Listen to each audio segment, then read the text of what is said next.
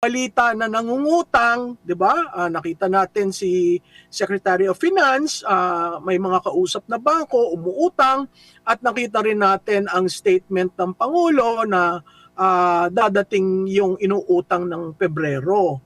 So kung tayo 16 trillion na ang utang, baka tayo malumpo dahil sa ginagawa ng 3 taon sa Marcos administration. Siguro naman dapat tawagin ng pansin nitong Pangulong ito si Speaker.